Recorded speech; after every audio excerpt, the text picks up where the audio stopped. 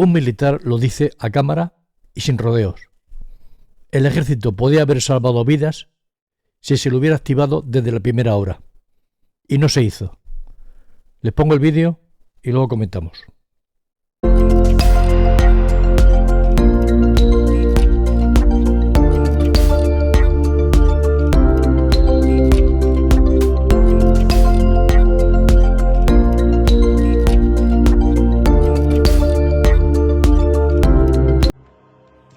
Las Fuerzas Armadas en Valencia, una historia de abandono, muerte y desolación. Estimados compatriotas, soy Galo Dabouza, militar en la reserva y denunciante de corrupción. Transcurrido un año de la masacre de Valencia, quiero aportar luz a la criminal inacción de las Fuerzas Armadas. Según la versión oficial, estas, a título colectivo, hicieron todo lo humanamente posible para socorrer a los valencianos desde el primer momento. Una mentira obscena y cruel que solo se sustenta en la ignorancia de la mayoría de la población sobre la estructura y funcionamiento de las Fuerzas Armadas. Por eso, como militar, quiero ilustrar a los españoles sobre lo que habría ocurrido con esas mismas Fuerzas Armadas en Valencia de no haberse producido un sabotaje interno.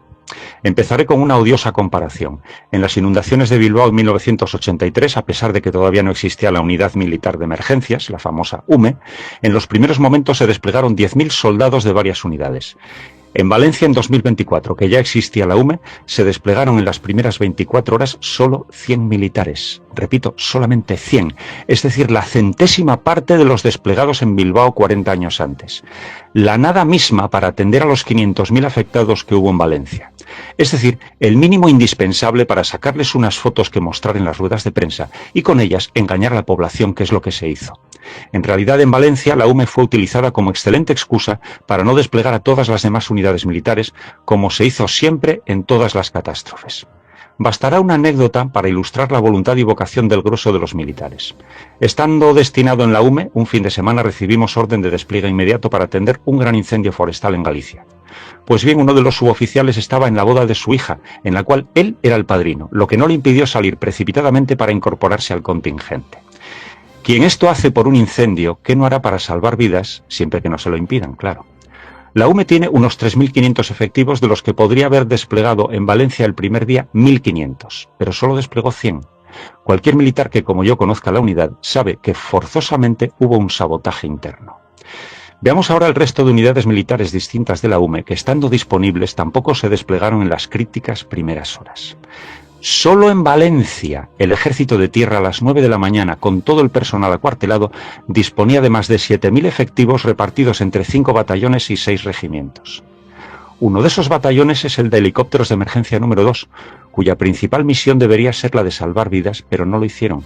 Otro de los regimientos es el de Caballería Lusitania número 8, que dispone de vehículos pesados Centauro de 24 toneladas y capacidad de vadear 1,5 metros, así como vehículos de exploración de caballería, o BEC, de 17 toneladas, completamente anfibios, repito, completamente anfibios, que podrían haber recorrido Valencia en las primeras horas rescatando centenares de personas en riesgo vital, y su presencia habría marcado la diferencia entre la vida y la muerte.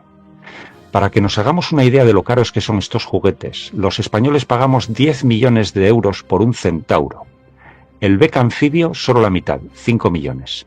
Demasiado caros para que el único día que podrían haber hecho algo útil salvando vidas antes de ser destinados a chatarra, se queden acuartelados. En Cartagena, a 4 horas de Valencia en convoy militar, está el tercio de Levante de la Infantería de Marina, con vehículos pesados Piraña, que también vadean 1,5 metros, y vehículos de asalto anfibios. Repito, anfibios. En Zaragoza, a las mismas 4 horas de Valencia, está el Regimiento de Ingenieros Pontoneros número 12, el Regimiento de Caballería España y el Regimiento Acorazado Pavía, también con numerosos vehículos pesados y anfibios.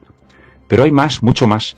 En Alicante, a solo 2 horas de Valencia, a mediodía del mismo día 29, había tropas de operaciones especiales listas para salir, pero no salieron hasta 4 días después y se pasaron el primer día de despliegue sin hacer nada útil, porque les prohibieron expresamente buscar víctimas entre los coches.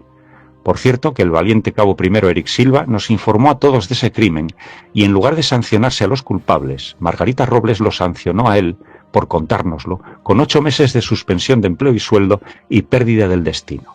Por eso es ingenuo pensar que no ocurrió nada raro en el comportamiento de las Fuerzas Armadas en Valencia, solo porque ningún otro militar se haya atrevido a denunciarlo públicamente.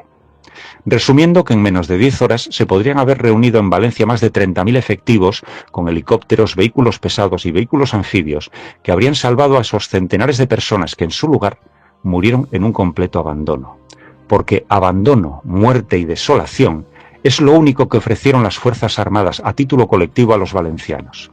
Y esto solo fue posible porque hubo órdenes expresas de no intervenir. Sin ellas, con absoluta seguridad, muchos jefes militares habrían desplegado a sus tropas para salvar vidas. Y si usted todavía no tiene muy clara la gravedad de la inacción criminal de las Fuerzas Armadas ese aciago día, bastará que se imagine a sí mismo en medio de la riada, sujeto a un árbol desde hace 2 horas, extenuado, a punto de rendirse y dejarse morir, esperando a que pase un centauro o un Beck que sabe que están acuartelados a 15 minutos de aquí. Pero eso no ocurrió, y usted se ha muerto porque los mandos militares han recibido órdenes de abandonarla a su suerte, y contra todo pronóstico las han cumplido. En conclusión, que la inacción de las Fuerzas Armadas en Valencia no se debió a ineptitud ni imprevisión. Fue un crimen perfectamente premeditado desde el Ministerio de Defensa y milimétricamente perpetrado por el carnicero de Valencia, al que algún ingenuo todavía llama General Marcos. Un crimen que exige justicia, porque sin justicia en Valencia no puede haber paz.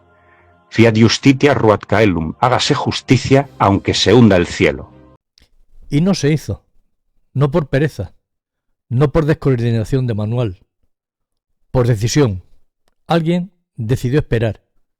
Alguien calculó que la dana no sería para tanto, y cuando el agua entró por ventanas y garajes, pues ya era tarde. En España tenemos a la UME, ingenieros, zapadores, helicópteros, puentes portátiles y cocinas de campaña capaces de montar en horas lo que la burocracia tarda días en autorizar. ¿Y por qué no se activó el primer aviso? ¿Quién bloqueó la orden? ¿La delegación de gobierno? ¿Un consejero autonómico que no quería fotos con uniformes? ¿Un gabinete que mide encuestas antes que cauces? Cada minuto cuenta en una riada. Minuto 1. Hay que cortar carreteras secundarias y cerrar pasos subterráneos. En el minuto 2, desplegar palas, bombas de achique, cadenas de rescate. Minuto 3. Localizar a los que viven en bajos, mayores y dependientes. Minuto 4. Abrir polideportivos y encender generadores. Todo eso lo sabe cualquiera que haya pisado un operativo real, menos los que firman protocolos desde una moqueta, claro. Nos venderán la cantinela de siempre.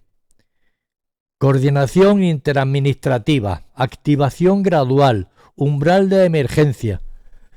Palabras huecas para tapar una verdad incómoda.